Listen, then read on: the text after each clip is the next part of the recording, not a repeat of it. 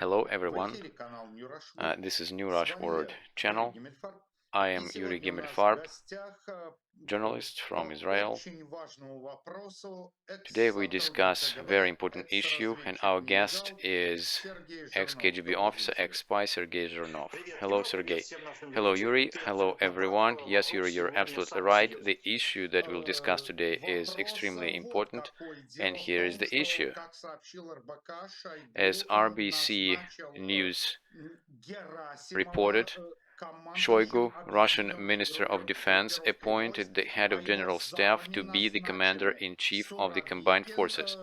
His deputies are Surovikin, Commander of Air Space Forces, Salyukov, Commander of the Army Forces, and Kim, Deputy Head of the General Staff. What all these appointments mean?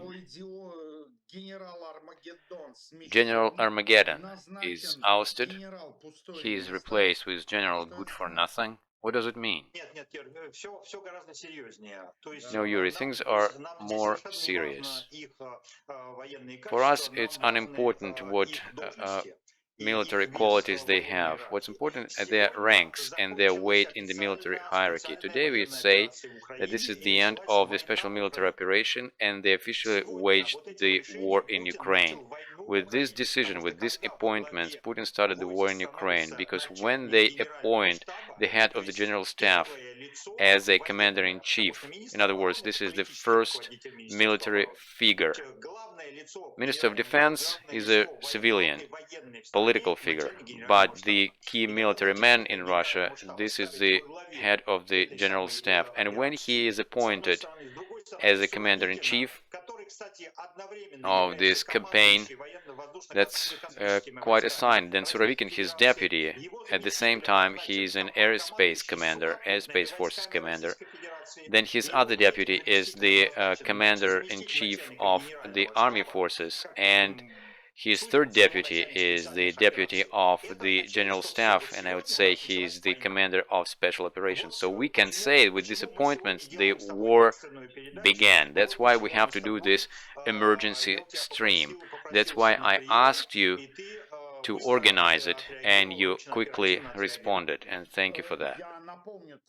I would like to remind you that Marshal Zhukov, during World War II, who was the head of general staff before General Shaposhnikov, Stalin used to send Zhukov to the most troubled areas of the front. Well, here it's not really a question of troubled parts of the front, but when, actually this is what it is, when they appoint the head of the general staff as a commander-in-chief, it means that all forces of the Russian Federation are mobilized for this campaign. Before that, they had this mobilized soldiers, contracted soldiers, some soldiers and militants of the private military company. But now when we are looking at the hierarchy, at the whole arrangement, we can say that all Russian military forces are engaged in this war. In other words, it is war now. Okay, then I'm sorry, what military forces were not engaged in this campaign? I think all of them were engaged. No, actually none. You are wrong. Let me tell you what was happening. In this operation, they had a limited contingent of Russian forces, the same they had in Afghanistan back in 1980s. On the 24th of February, the forces they used in this operation, approximately it was 100,000 to 150,000 soldiers. Let me remind you that Russian military forces, this is 2 million people. And out of them, they had 1.2 million troopers. So this is what they engage now. And compare this number with 150,000 that they had at the very beginning. Then they declared mobilization. When this 150,000 were killed, they added another 300,000 to this. And when those soldiers were killed, they were replacing them with contracted soldiers. Then they declared a limited mobilization and they mobilized 300,000 soldiers. Also, there were three other events, and two of them went almost unnoticed. The first one, the first event that went almost unnoticed, that was the New Year greetings of Mr. Putin. Everybody was making fun of it. Everybody was making fun of this FSO officer, this woman who was standing right behind him. And nobody noticed what really happened. Nobody noticed the most important symbol, and I think we spoke about it with you in one of our streams. The most important symbol of what happened on the 31st of December of 2022, this is that Supreme Commander-in-Chief, the President of the Russian Federation, addressed Russian people, not with the Christmas tree in the background, not with the Kremlin wall in the background, or stars, or having a glass of champagne, or the bell tower of the Kremlin. He had people in the military uniform in the background. In other words, he greeted people with 2023, and this year is under the symbol of military uniform. He was the only one who wore civilian clothes, and he was symbolizing official presidential power, but all the rest of the people in that picture were military. People didn't notice that because all of them were drunk and were eating salad, being busy having fun, and then they were just making fun of this woman in the uniform. But the main thing is that they missed this symbol. Putin declared that Russia enters 2023 with people in military uniform. That's the first thing. And secondly, this is what happened yesterday or the day before yesterday. This is when General Lapin, former commander-in-chief of the Central military contingent. He's the one who took over Severodonetsk and then Lysychansk, and then he took over Liman and then retreated from Liman. Now he's appointed as a commander-in-chief of the army forces. So he got a significant raise. And this is after Prigozhin, the head of the private military company, and Kadyrov, the head of Chechnya, turned against him. And today's appointment of Gerasimov. So they're shaping this hierarchy. And I would say this is the most important decision that was made in Russian Federation since 24th of February. And by the way, I would like to share with you the information that I got from an insider, my informant. I'm not going to say his name, and I'm not going to say what is his position, but this man has access to sensitive information. And here's the news. The excessive death rate in Russian Federation in 2022 is 326,000 people. See? That just fits what you just said ideally, correlates perfectly. And not all of them were mobilized, right? Yes, absolutely right. And I can actually tell you that yes, correlation goes like this. 126 of them died in the front, and 200,000, this is those who died of COVID. This is the death rate. And actually that confirms the number that Ukrainians give us. They say that more than 112,000 are dead in the front, and I think it's a correct number. Maybe it's even more than that. Maybe it's 120, 130,000. And I absolutely agree with you that it correlates with the number you just said. How would you comment on this information? On the 9th of January, they are going to shut down borders in Russia for those who are bound to the military service. Yes, right. Actually, you're a bit ahead of me, because the fourth thing I wanted to say, they wanted to shut down borders for those who are bound to military service. And actually, the Ukrainian intelligence reported about it. The head of Ukrainian intelligence said that on the 5th of January, Russia going to shut down the borders and declare mobilization, enlisting 500,000 soldiers.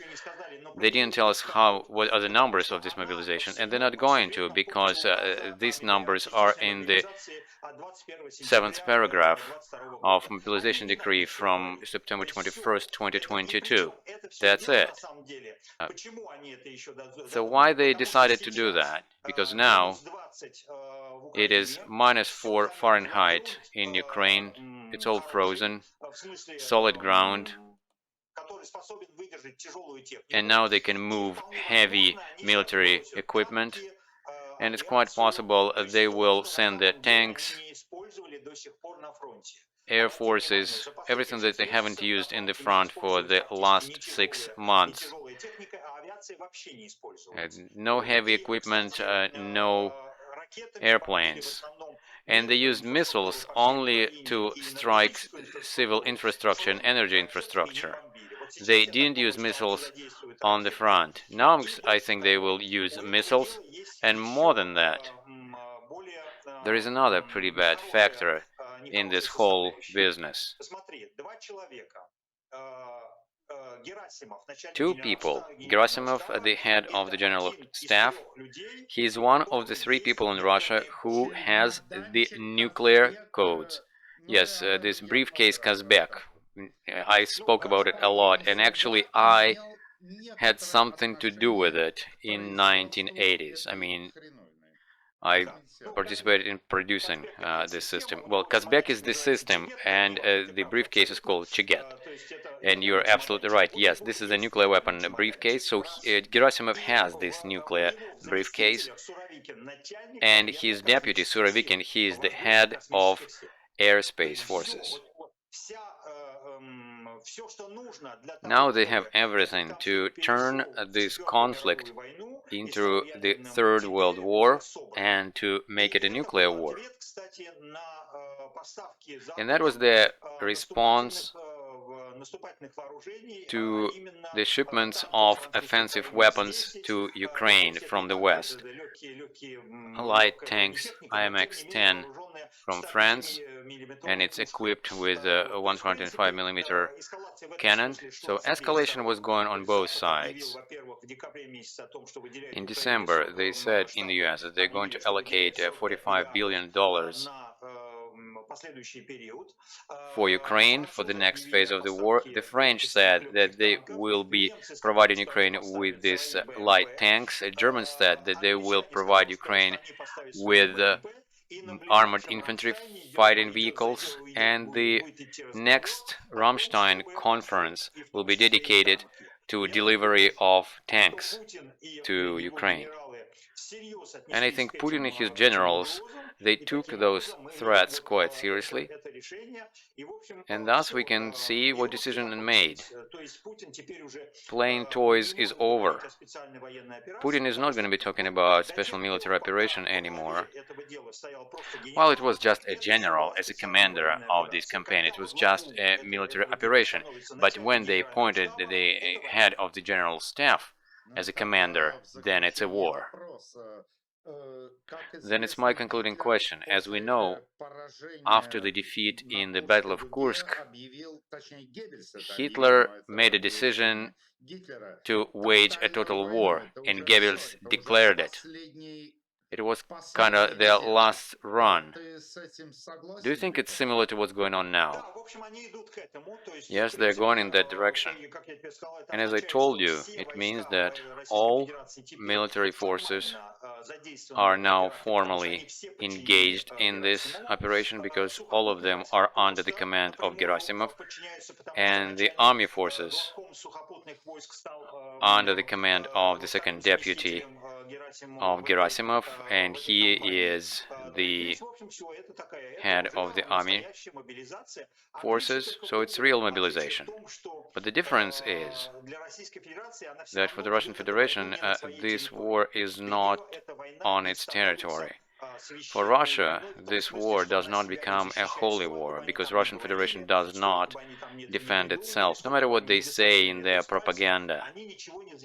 They don't protect anything, they just mobilize all power they have, everything they have in their military forces to take over foreign territory. In other words, this is their last run, which is not going to result in anything, right? No, I don't think so. I wouldn't agree with you.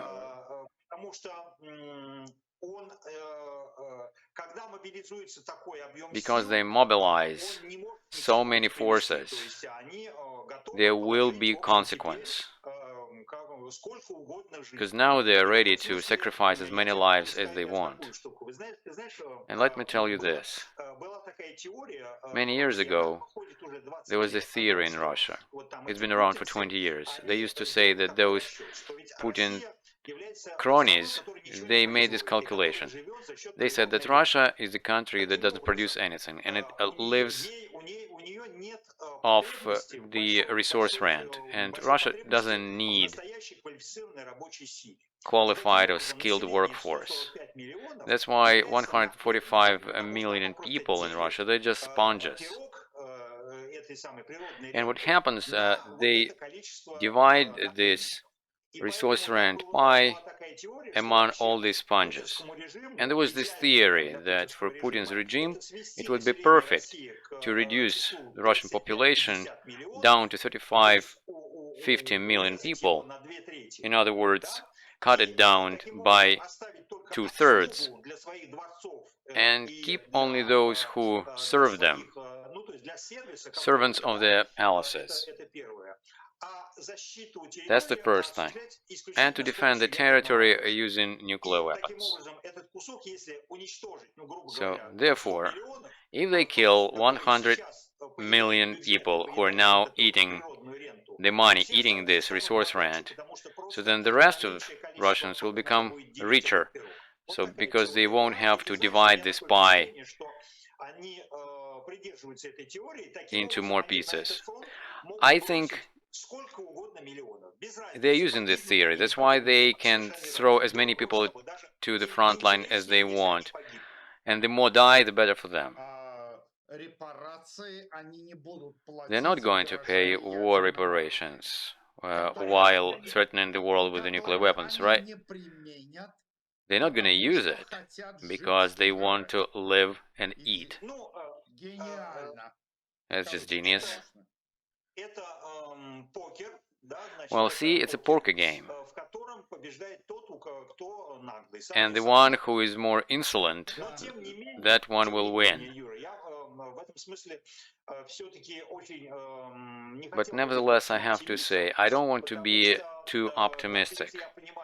Because if even I understand that 8/10 of their nuclear weapons are gone or decayed, those 2/10 will be enough to spoil life in Europe. I think even more. They may spoil life for the whole world, right? Yes, it is poker game. And now I can see the layout. What they're trying to do, they're getting rid of the excessive Russian population. Yes, they're getting rid of excessive Russian population using Ukrainian hands. They started doing this during COVID in 2020, and the excessive death rate was 1 million people, and they were quite happy about it. They didn't launch any programs similar to what they did in the West and in China to treat people, and they were happy that many sponges died. Those old people whom they had to pay pension, some sick people they didn't have to treat anymore. They were quite happy about it. So now it's a bit different, because when they send young people to this war, they will be completely destroying their gene pool. Yes, exactly. Goodness gracious. That's just crazy. See, I can't find any flaws in your logic. I would be happy to object to you, but I don't see any flaws. Dear audience, if you see any flaws in this logic, please leave your comments. Thank you very much, Sergey, for a very interesting conversation, and I would like to remind you that that was point of view of ex-KGB officer, ex-spy Sergey Zhirnov. And I remind you that a spy is supposed to think. This is their first and foremost skill. And I also remind you, you are the ones who make conclusions. Sign up for the channel New Rush Word. Subscribe to Sergey Zhirnov channel. You'll find the link in the description. Thank you.